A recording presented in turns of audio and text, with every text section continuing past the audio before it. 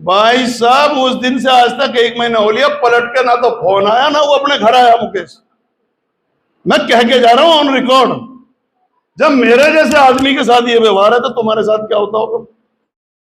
आज भी मैं जिस पार्टी में हूं, मेरा नेता माननीय अखिलेश यादव जी ने मुझे इस बात की अनुमति दे रखी है, मैंने उनसे ले रखी है कि अगर समाज हित की कहीं बात आएगी तो मुझ पर प्रतिबंध नहीं लगना चाहिए।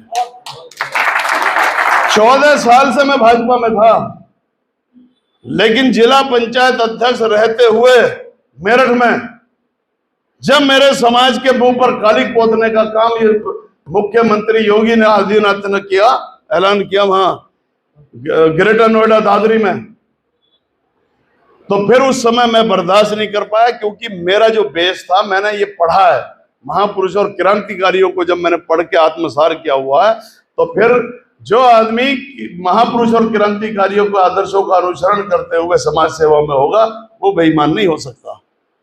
इसलिए मुझ पे बेईमानी नहीं आती करनी, झूठ नहीं बोला जाता, बनावटी बातें नहीं होती। और जब मैं उनका अनुसरण करता हूं तो फिर मुझे ये देखना था कि जब मैंने पढ़ा है कि राजनीति समाज के लिए की जाती है और समाज के द्वारा की जाती है और समाज के लिए की जाती है, और राजनीति की प्रयोगशाला समाज होता है। तो 30 दिन महीने होते हैं।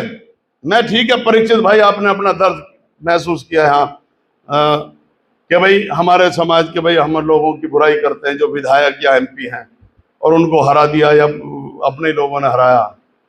और सुदेश भाई ने भी दर्द ये प्रकट किया, मैं भी दुखी हूं, आखिर हमारे ही तो भाई है।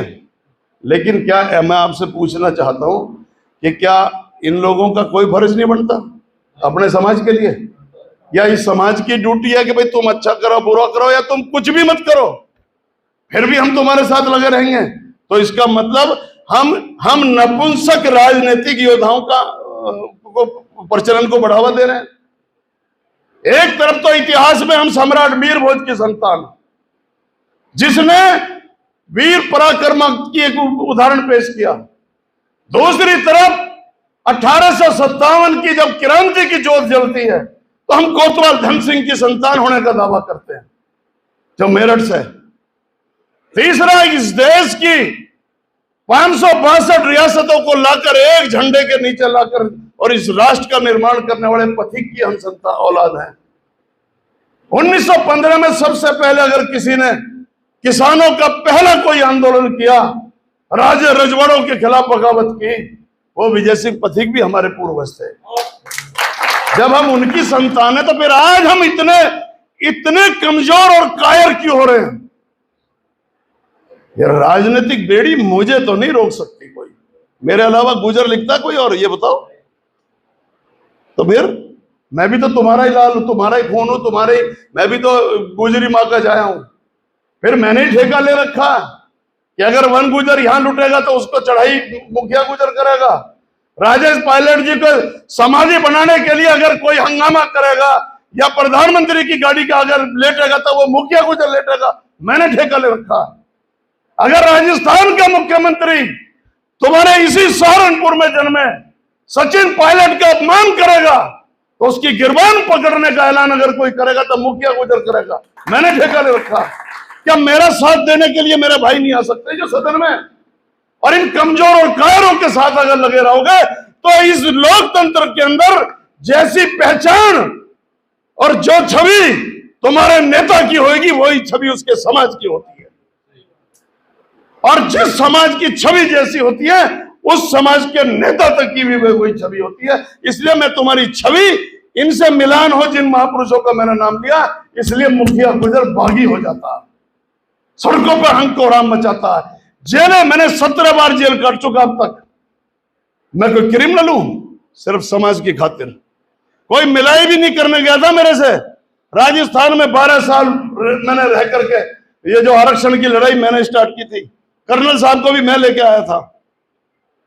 2001 में मैंने स्टार्ट किया था इस लड़ाई को, लेकिन उनके नेतृत्व में, कर्नल साहब के नेतृत्व में हमारे 26 बेटे मर गए, इसलिए उनका नाम चला। लेकिन मैं कोई मरवाने वाला काम मैंने आज तक कहीं नहीं किया।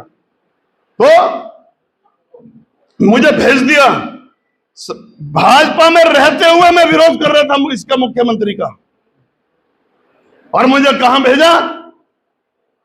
वहां पाकिस्तान बॉर्डर के जो बाड़मेर जिले की बालोतरा जेल में, वहां में रहा।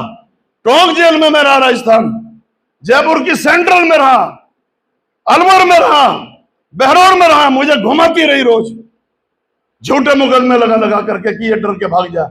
लेकिन मैंने ये ऐलान किया था कि ये रणभूमि राजस्थान की जब छोड़ूंगा, जिस दिन तुझे गद्दी से नीचे उतार लूंगा। और वही काम हुआ कि उसको नीचे उतारा, उसके बाद राजस्थान छोड़ के अपने यूपी में वापिस लौट आया। मैं यहां इसलिए नहीं आता हूं कि चुनाव लड़ने की नियत से। चुनाव जिन्हें लड़ाना लड़ो। और आपने मेरा वो साथ दिया कि मेरी एक आवाज पर तो कोई विधायक बन गया और एक आवाज पर कोई सांसद हार गया। इतना आपने मेरा साथ दिया। यात्रा में क्या हुआ था, जब यहां से ये लड़के पहुंचे मेरे पास, सारे ये खड़े हैं, नीरज, राहुल, अक्षय, ये सब के सब मेरे पास पहुंचे। भाइयों के फोन गए सबके, इनके सुदेश से लेकर परीक्षित के, ये हमारा जो बॉबी, सबके कि भाई आज इज्जत दांव पे लग गई है। मैं जब यहां आया, 2 दिन पहले आया था नीरज, जब मुझे अक्षय ने पता नहीं कहां कहां और राहुल ने छुपा छुपा, मैं हर गांव में पुलिस मेरे पीछे लगी। एक गांव में 1.5 घंटा रुकता, गांव के लोग मुखबरी देते, मुखिया गुजर हमारे यहां रुक रहा। रात को 2 बजे तक, जब तक कि लोग सोने गए। मैं लड़ने वाला योद्धा हूं, मैं जानता हूं कि पुलिस से गोरिल्ला युद्ध कैसे किया जाता है। मैंने गोरिल्ला युद्ध किया। 1 घंटा इस गांव में रुका, फिर मैंने गांव बदल दिया।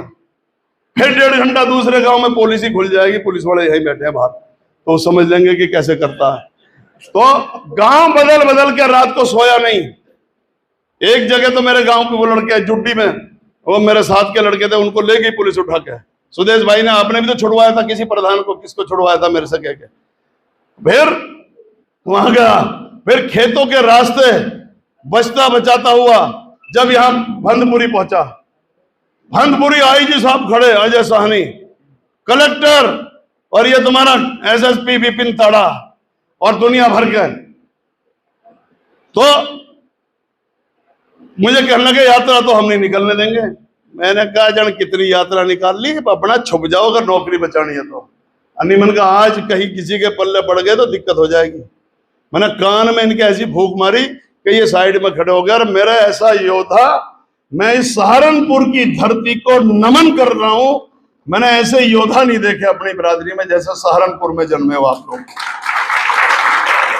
पूरे देश में सम्राट मीर भोज के ऊपर जब कालक पुती, तो मैंने मुख्यमंत्री, अपने ही पार्टी के मुख्यमंत्री को गालियां देनी शुरू कर दी थी, और वहीं से ही मैंने ऐलान करा था। फिर मैंने अखिलेश जी को फोन करके कही कि मैंने कहा आज हमारे समाज की इज्जत आप बचा लो। मैंने कहा आज हमारी बहुत बदनाम।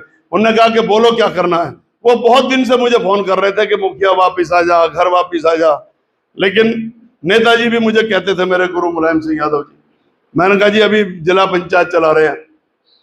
तो जब ये काम हुआ, मैंने वहां फोन किया, मैं साहब ये कांड हो गया। क्या लगा यार इतिहास में मैंने भी पढ़ा, ये तो गुजर थे, इतिहास में पढ़ाया जाता।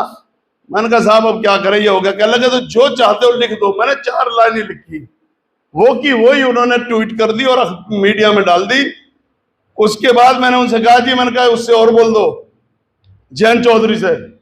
उन्होंने जयंत चौधरी को भेजा, जयंत चौधरी ने तुरंत वो की वही भाषा ट्वीट कर दी।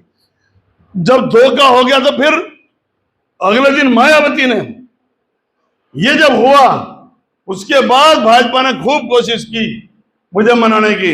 मैंने कहा जब तक मुख्यमंत्री मेरे समाज से माफी नहीं मांगेगा, जब तक, मैंने कहा मैं गाड़ी ऐसे ही देता रहूंगा। अमित शाह जी ने मुझे बुलाया दिल्ली, यार मुखिया जी आप, मुझे मालूम है कि आप जो है ना बगावत पर उतर आए हो, पूरा समाज आया, आप जो है ये सब खत्म करो। मैंने कहा जी माफी मंगवा दो, खत्म हो जाएगी। जो नहीं माफी तो वो मना कर दिया। मैंने कहा मना कर दिया तो मैं भी नहीं रहने का हूं। तो इसलिए मैंने उस पार्टी को छोड़ा जिसमें मैं 14 साल तक रहा। मैं ये अपने भाइयों से नहीं कह रहा हूं कि तुम पार्टी छोड़ो, पर इतनी जिगरा तो दिखाओ कि तुम किन पूर्वजों की संतान हो। कम से कम समाज के स्वाभिमान की रक्षा करने के लिए मैं अगर एक चीज मांग रहा हूं कि तुम 30 दिन का महीना होता है, विपिन भाई इस बात को ध्यान से सुनना, तो 30 दिन में जिस समाज की वजह से तुम्हें टिकट मिल रहा है, जो समाज लड़ भिड़ के तुम्हें चुनाव जिता रहा है, तुम्हें लीडर बना रहा है, कम से कम 30 में से एक दिन भी हिस्से में नहीं आ गए इस समाज के। महीने में एक दिन तो समाज के लिए बोल जाओ। 29 दिन अपनी पार्टी की स्तुति करते रहो, कोई दिक्कत नहीं है। चमचागिरी से मिल रहा, अब जो भी कुछ मिल रहा, अब क्रांतिकारी तो पैदा होने बंद हो गए, तो ये जूती उठाते हैं, साफ करते हैं, इसलिए कर रहे हैं। मैं तो अपना घर वापसी कर लिया। फिर 2000 में जो अभी 22 में चुनाव हुआ, तो वहां मुझे उन्होंने हसनपुर भेज दिया। वहां से मैं 1 लाख वोट लेकर के थोड़ी सी वोटों से हरा, अचानक 14 दिन पहले गया। तो मेरा कहने का मतलब है कि समाज का स्वाभिमान भी तो जिंदा रखना है, वो भी तो हमारी जिम्मेदारी है। तो इसलिए आपने जब पिछले साल जो रैली निकली, तो आपने पढ़ा होगा, जब हम यहां से चले गए अखबारों में हेडिंग छपी कि मुखिया गुजर समेत 2500 लोगों पर मुकदमा दर्ज होगा।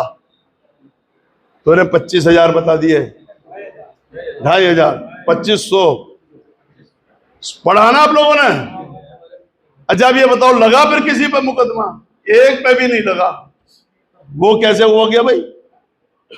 मैंने वीडियो बनाई मेरठ बैठ के, मैंने ऐलान किया कि भाई जब मुकदमे लग गए तो इसका मतलब अब जेल जाना पड़ेगा, क्योंकि मैंने सहारनपुर की जेल परीक्षा देखी भी नहीं थी, तो मैंने तैयारी कर ली। हाँ, वो ये रह रही है, मेरठ की देख ली, गाजियाबाद देख ली, दिल्ली देख ली, बहुत, राजस्थान। मैंने कहा यार सहारनपुर चलते हैं। अब यहाँ राहुल और ये मुझसे लड़े फोन पे कि हमारी बेइज्जती हो जाएगी, बदनामी हो जाएगी अगर लड़कों पर मुकदमे लग गए। यो अक्षय कहने लगा, अजी मैं तो होमगार्ड में वैसे ही हूँ, और मैं तो यहाँ से पक्का होना चाहूँ था, और मैं थारे लारे लग रहा था, यहाँ से मुझे तो नू लगा कि मैं तो सस्पेंड होता ठीक हूँ। जो कहा मुकदमे हटने चाह। मैंने कहा तो मैं मास्टर हूँ। मैंने कहा अभी ले मुकदमे कैसे हटेंगे, हम पे आती है। मैंने वीडियो डाली वहां से। वीडियो में मैंने कहा भाई हमारा पुलिस प्रशासन मेरे समेत मेरे बिरादरी के नौजवानों पर मुकदमे लगा रहा है। तो मैंने कहा मैं आईजी साहब, डीएम, कलेक्टर साहब और एसएसपी साहब आपको ऐलान करता हूं कि आप मुकदमे लगाइए, हमें गिरफ्तार करके जेल भेजिए, और हम यहाँ यात्रा की तैयारी करते हैं, और ये यात्रा सहारनपुर की तमाम गलियों से होते हुए हर विधानसभा में घूमेगी। इसमें आप मेरे खिलाफ दर्जनों मुकदमे लगाओगे, सबकी कस्टडी एक साथ ही काट लूंगा। मन की लगाओ मुकदमे। और अब हम रैली की तैयारी कर रहे हैं, यात्रा की। तब मुझे जो है आईजी साहब का फोन गया कि यार मुखिया जी ये मत करो। तो मैंने कहा जी आपके जो, मैंने कहा ये जो कप्तान साहब ने बयान दिया, क्या चलो मैं बात करता हूँ। आईजी साहब बहुत भले अधिकारी है जो आपके यहाँ है, डीआईजी अजय साहनी। तो इन्होंने फिर मेरे को बुलाया। मैंने कहा जी बुला लो। जो कि डीएम और एसएसपी और अधिकारियों के साथ मेरी यहाँ मीटिंग हुई, मैं इन सबको लेके गया अपने साथ। मैं चलो भाई, वहां मीटिंग में ये तय हुआ कि चलो ठीक है। हाँ, मैंने कहा भाई मुकदमे हटाओ। वो कह लगे रैली हटाओ। मैंने कहा रैली तब बंद होएगी, हम भी शांति चाहते हैं, हम कोई उन्माद नहीं चाहते, और हम किसी बिरादरी के खिलाफ नहीं है। ये जो शोर मचता है जो दूसरी बिरादरी के हमारे ही भाई है, पर उन्होंने इतिहास नहीं पढ़ रखा, इसलिए उन्हें ज्ञान नहीं है, जबकि हमें तो उनको भाईचारा, हमें तो लड़ना ही नहीं चाहिए आपस में। तो वहां ये तय हुआ कि ठीक है हम मुकदमे नहीं लगाएंगे। हमने कह दिया हम यात्रा नहीं निकालेंगे। तो बच गए तुम लोग। ना मैं मंत्री था, और जिन पे पावर है, जो पावर लिए बैठे, इन गायों का क्या करोगे तुम, ये बताओ मुझे। तो कुछ इनसे भी तो कहने की हिम्मत रखो। इन्हें चलो प्यार से कह दो कि यार कभी तो बोले करो। मैं कहना नहीं चाह रहा था, बता रहा हूं। अभी 1 महीने पहले फिरोज तो मेरे साथ था लखनऊ। मैं मुकेश के यहां चला गया। मैंने कहा भाई मुझे बात करनी है। मैंने कहा जरा लखनऊ। मैंने कहा मैं आपके घर पर पहुंच रहा हूं। जो कहा जी मैं मीटिंग खत्म करके आ रहा हूं। भाई साहब उस दिन से आज तक 1 महीना हो लिया, पलट के ना तो फोन आया ना वो अपने घर आया मुकेश। मैं कह के जा रहा हूं ऑन रिकॉर्ड, जब मेरे जैसे आदमी के साथ ये व्यवहार है तो तुम्हारे साथ क्या होता होगा। इनका प्रतिनिधित्व क्या करोगे। मैंने नाम लेके कह रहा हूं। उनके घर गया, फोन पे बात हुई, मीटिंग में है, और मैं 8 बजे तक बैठा रहा, सुबह के दोपहर 1:30 बजे से। ना तो वो खुद आया ना उसका फोन आया आज तक भी। तो फिर क्या करोगे भाई। तो इसलिए चल रहा है, लेकिन इनके बलबूते पे समाज अपने बलबूते पर है। आज जो आप लोगों ने इतनी अपनी शान खड़ी कर रखी है, तुमने अपने बलबूते पे, इनकी कोई मेहरबानी नहीं है। और अगर ये एमपी है, ये एमएलए है, जितनी भी गाय तुमने बना रखी है, ये सब तुम्हारी वजह से हैं, तुम इनकी वजह से नहीं हो। इसलिए इन्हें भी टाइट रखो। बहुत बहुत धन्यवाद आपका, मुझे इतना प्यार दिया।